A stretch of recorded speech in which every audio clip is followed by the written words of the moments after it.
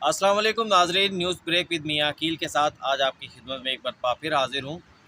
आज आपके साथ जेल में अडयाला जेल के अंदर जो साइफ़र केस की समाअत हुई है, उसका अहवाल आपके साथ शेयर करूँगा और फिर आपको ये भी बताऊँगा कि ख़ास तौर पर इमरान ख़ान ने आज जज साहब से क्या-क्या इस्तदाएँ की, क्या रिक्वेस्ट की और उनकी इस्तदाएँ के ऊपर कितना अमल दरामद किया गया। फिर उसके बाद सुप्रीम कोर्ट ऑफ पाकिस्तान में लोड शेडिंग के हवाले से पेशावर हाई कोर्ट का फ़ैसला था कि लोड शेडिंग ना की जाए। सुप्रीम कोर्ट ने उसे कलअदम करार कर दिया, उस फ़ैसले पर भी बात करेंगे। फिर दूसरी बात, supreme court practice and procedure act पर अमल दरामद बाकायदा शुरू हो चुका है। सुप्रीम कोर्ट की हद तक तो ये अमल दरामद शुरू हो गया था, लेकिन उस पर फॉलो करते हुए आज सुप्रीम कोर्ट ऑफ पाकिस्तान में 2 दरख्वास्तें, 2 अपीलें भी दायर की गई नैब तरामीम केस के ख़िलाफ़। इस पर भी आपसे बात करूँगा। तो सबसे पहले Supreme Court of Pakistan Adiala jail के जो आज समाअत हुई है साइफ़र केस के हवाले से, उसमें चेयरमैन पीटीआई इमरान खान और शाह महमूद कुरैशी उनके वकला की जानिब से आज, जैसा कि सबको मालूम था कि आज इमरान खान और शाह महमूद कुरैशी के ऊपर फ़र्द जुर्म आयद होनी थी, लेकिन इमरान खान और शाह महमूद कुरैशी के वकला ने इस फ़र्द जुर्म आयद होने के ऊपर एतराज़ उठा दिया, क्योंकि गुज़िश्ता समाअत के ऊपर इमरान खान और शाह महमूद कुरैशी ने इन फ़र्द जुर्म की जो नकूल थी उन्हें वसूल करने से इनकार कर दिया था, इल्ज़ामात की जो नकूल थी उन्हें वसूल करने से इनकार कर दिया था। तो आज उन्होंने एतराज़ ये उठाया कि क्योंकि अभी तक हमें नकूल फ़राहम नहीं की गई, इसलिए फ़र्द जुर्म आयद नहीं की जा सकती। कानूनी नुक्ता था जिस पर जज अबुल हसनात साहब ने जो है वो फौरी तौर के ऊपर उन्होंने आज का जो समाअत की जो कार्रवाई थी उसे मज़ीद आगे बढ़ाने से पहले नकूल फ़राहम करने का हुक्म दिया और इस केस की जो मज़ीद समाअत है वो मुलतवी कर दी। इस केस की समाअत के से पहले शाह महमूद कुरैशी की जानिब से ये एतराज़ उठाया गया था कि साइफ़र केस को जेल में चलाने के हवाले से, जो जेल ट्रायल है उसके हवाले से सिर्फ़ इमरान खान के केस का नोटिफिकेशन जारी किया गया है। इसलिए शाह महमूद कुरैशी का नोटिफिकेशन जो है वो नहीं जारी हुआ, तो शाह महमूद कुरैशी का जो मुकदमा है वो जेल के अंदर ट्रायल नहीं हो सकता, बल्कि इसको ओपन कोर्ट में चलाया जाना चाहिए। जिस पर आज वज़ारत कानून की जानिब से बाकायदा शाह महमूद कुरैशी के हवाले से भी नोटिफिकेशन जारी कर दिया गया। फिर इस केस के अंदर कुछ अहम पेशरफ्त भी हैं, कुछ अहम डेवलपमेंट भी हैं। चेयरमैन पीटीआई इमरान खान ने साइफ़र केस के अंदर जज अबुल हसनात साहब से इस्तदा की कि वो, एक तो उनका जो सेल है वो बहुत ज़्यादा छोटा है, उससे बढ़ाया जाए। तो दूसरी उनकी जानिब से ये इस्तदा की गई कि उन्हें घर के खाने की इजाज़त दी जाए। तीसरा, वर्जिश मशीन और जो साइकिलिंग वाली मशीन होती है जो वर्जिश के लिए इस्तेमाल की जाती है, उसे फ़राहम करने की भी इस्तदा की गई। फिर ये भी इस्तदा की इमरान खान ने कि उनका केस ओपन कोर्ट के अंदर सुना जाए, ताकि ये जो समाअत है वो सबके सामने आ सके और पता चले कि क्या इल्ज़ामात हैं और केस की कार्रवाई क्या हो रही है।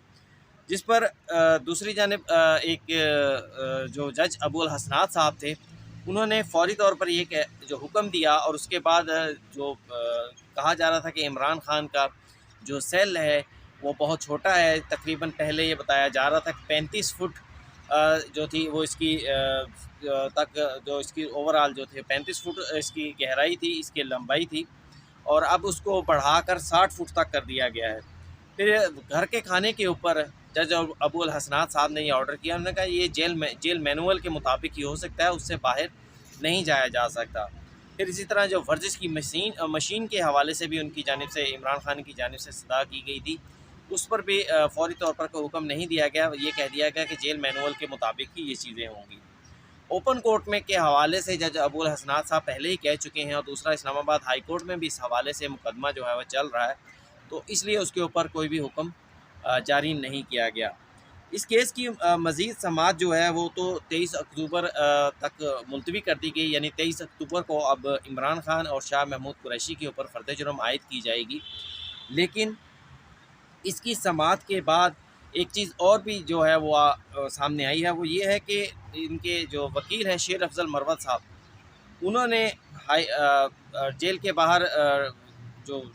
मीडिया से गुफ्तगू करते हुए उन्होंने बताया कि 9 मई के वाक़ये के हवाले से 22 अफराद के बयानात को कलमबंद किया गया। 22 अफराद के 164 के बयानात जो हैं वो रिकॉर्ड पर लाए गए हैं।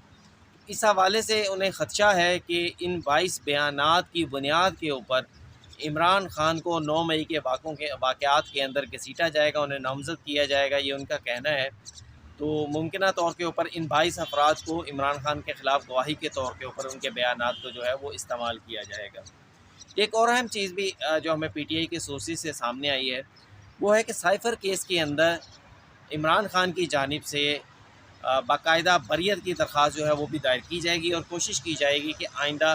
समात जो 23 अक्टूबर को होना है उसके ऊपर इमरान खान के ऊपर फ़र्द जुर्म आयद ना की जा सके। इसके बाद दूसरा अहम केस जो है वो सुप्रीम कोर्ट ऑफ पाकिस्तान में हुआ। पेशावर हाई कोर्ट ने एक हुक्म दिया था जिसमें उन्होंने कहा था कि जो लोग बाकायदा बिजली के बिल अदा करते हैं उन्हें उनकी लोड शेडिंग ना की जाए। फिर ये भी कहा गया कि जो पेस्को के अगर लोड शेडिंग होगी तो पेस्को के हुकाम के ख़िलाफ़ मुकदमात का अंदराज किया जाए। ये पेस्को की जानिब से अपील पेशावर हाई कोर्ट के हुक्म के ख़िलाफ़ जो थी वो सुप्रीम कोर्ट में दायर की गई थी। जस्टिस इजाज़ुल हसन की सरबराही में 3 रुकनी बेंच ने इस केस की समाअत की। दौरान समाअत पेस्को के जो वकील थे उमर असलम साहब, उनकी जानिब से ये इस्तदा की गई, ये मौक़िफ़ अपनाया गया कि पेस्को ने एक तो पेशावर हाई कोर्ट ने बराह रास्त मुकदमात के अंदराज का हुक्म दे दिया कि अगर लोड शेडिंग हो तो पेस्को के मुलाजमीन के ख़िलाफ़ मुकदमात का अंदराज किया जाए। उनका कहना यह था कि ये तो एक पूरे मुल्क की पॉलिसी है। पेस्को पेशावर इलेक्ट्रिक जो सप्लाई कंपनी है उसकी कोई ज़ाती पॉलिसी नहीं है। फिर दूसरा, मुकदमात के अंदराज की वजह से मज़ीद जो है वो खौफ फैलेगा। और फिर उनकी जानिब से ये भी कहा गया कि हाई कोर्ट इस तरह के अहकामात बराह रास्त नहीं दे सकती कि लोड शेडिंग करनी चाहिए या नहीं करनी चाहिए। ये हाई कोर्ट ने अपने दायरा इख्तियार से तजावुज़ किया। जस्टिस मुनीब अख्तर जो कि बेंच में शामिल थे, उन्होंने ऑब्जर्वेशन देते हुए कहा, जो यकीनी तौर पर फ़ैसले का हिस्सा भी बनेंगे जब तहरीरी फ़ैसला जारी किया जाएगा। उन्होंने कहा कि मुल्क के अंदर नेपरा और दूसरी अथॉरिटीज़ मौजूद हैं। जब अथॉरिटीज़ मौजूद हों तो हाई कोर्ट इस किस्म के बराह रास्त अहकामात नहीं दे सकती, क्योंकि ये तो तकनीकी मसला है कि लोड शेडिंग करनी है या नहीं करनी, कितनी बिजली बन रही है, कितनी बिजली जो है वो फ़राहम की जा सकती है सार्फिन को। तो इसके ऊपर हाई कोर्ट कैसे अपनी ऑब्जर्वेशन दे सकती है। इसलिए सुप्रीम कोर्ट ऑफ पाकिस्तान ने इन अहकामात को जो पेशावर हाई कोर्ट की जानिब से दिए गए थे कि मुकदमात का अंदराज किया जाए और जो लोग बिल बाकायदगी से अदा करते हैं उनकी लोड शेडिंग ना की जाए, इस हुक्म को पेशावर हाई कोर्ट के इस हुक्म को कलअदम करार दे दिया। इसके बाद एक और अहम पेशरफ्त हुई है, वो है supreme court practice and procedure act के हवाले से।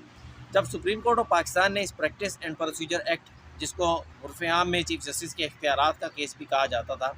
ये कमेटी बनेगी 3 रुकनी और कमेटी फ़ैसला करेगी कि कौन सा मुकदमा किस बेंच के सामने लगना है, कौन सा मुकदमा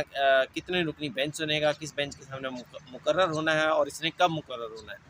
तो उसके ऊपर सुप्रीम कोर्ट की हद तक तो अमल दरामद फ़ौरी तौर पर शुरू हो गया था, बल्कि चीफ जस्टिस काज़ी फ़ायज़ ईसा साहब ने तो बाकायदा इसके हवाले से सुप्रीम कोर्ट, जब उन्होंने 17 सितंबर को उन्होंने हलफ लिया तो उसके बाद उन्होंने अगले रोज़ जब ये मुकदमा सुना तो उस मुकदमे की समाअत के बाद उन्होंने फ़ौरी तौर पर कह दिया था कि मैं जस्टिस इजाज़ुल हसन और जस्टिस सरदार तारिक साहब जो कि सीनियर 2 जजेस हैं, इनसे मुशावरत के साथ मुकदमात को समाअत के लिए मुकर्रर करूँगा। तो लेकिन जब सुप्रीम कोर्ट ऑफ पाकिस्तान ने बाकायदा प्रैक्टिस एंड प्रोसीजर एक्ट को अक्सरियत की बुनियाद के ऊपर 10-5 की अक्सरियत से ये फ़ैसला दिया गया था, तो उसको अपहेल्ड कर दिया, तो उसके ऊपर फिर बाकायदा सुप्रीम कोर्ट की हद तक तो अमल दरामद शुरू हो गया। लेकिन अब बाकायदा इस मामले के अंदर जो है अपीलें भी दायर होना शुरू हो गई हैं, और इसमें जो सबसे पहली अपीलें दायर हुई हैं वो है 184(3) के मुकदमात में सुप्रीम कोर्ट ने साबिक चीफ जस्टिस उमर अता बंदयाल साहब, जस्टिस इजाज़ुल हसन और जस्टिस मुनीब अख्तर पर मुश्तमिल 3 रुकनी बेंच ने नैब तरामीम जो कि शहबाज शरीफ हुकूमत या PDM हुकूमत की जानिब से लाई गई थी उन्हें कलअदम करार दे दिया था। उन तरामीम के उस फैसले के ख़िलाफ़ जो सुप्रीम कोर्ट का 15 सितंबर का फ़ैसला था, उस फैसले को बाकायदा उसके ख़िलाफ़ सुप्रीम कोर्ट ऑफ पाकिस्तान में अब अपीलें दायर कर दी गई हैं। 2 अपीलें दायर की गई हैं, एक वफाकी हुकूमत की जानिब से वफाकी हुकूमत के वकील मखदूम अली ख़ान ने, और दूसरी अपील है एक निजी शख्स हैं, आम शख्सियत हैं, वो यकीनन इस बिल से उनको कोई फ़ायदा हासिल हुआ होगा, उनका मुकदमा ख़त्म हुए होंगे बाकी लोगों की तरह, नदीम ज़ुबैर अहमद सदीकी साहब, उन्होंने भी चैलेंज कर दिया है। इन 2 अपीलों के ज़रिए बाकायदा अपील जो है वो सुप्रीम कोर्ट में दायर कर दी गई है नैब फैसले के ख़िलाफ़, और इन अपीलों के अंदर मौक़िफ़ यही अपनाया गया है कि सुप्रीम कोर्ट ऑफ पाकिस्तान ने 184(3) के अंदर नायब तरामीम को जो कलअदम करार दिया गया है वो गैर आइनी है। पार्लियामेंट का इख्तियार है कि वो पार्लियामेंट का इख्तियार है कि वो कानून साजी कर सके और पार्लियामेंट इस मामले पे सुप्रीम कोर्ट जो है मुदाखलत नहीं कर सकती। सुप्रीम कोर्ट का जो practice and procedure act case है उसका भी हवाला दिया गया है कि उसमें बड़ा वाज़ेह तौर पर आगे उसका तफसीली फ़ैसला नहीं आया, लेकिन उसमें सुप्रीम कोर्ट ने इस चीज़ को तस्लीम किया है कि पार्लियामेंट कानून साजी के हवाले से बाइख्तियार है। ये दोस्तों आज की 3 ख़बरें थीं, अहम थीं, तो मैंने सोचा कि आपके साथ फ़ौरी तौर पर अपने नाज़रीन के साथ शेयर करूं। अगर ये प्रोग्राम आपको अच्छा लगे तो इस चैनल को लाइक कीजिएगा, सब्सक्राइब कीजिएगा। इसके साथ ही मुझे इजाज़त दीजिए। अल्लाह हाफ़िज़।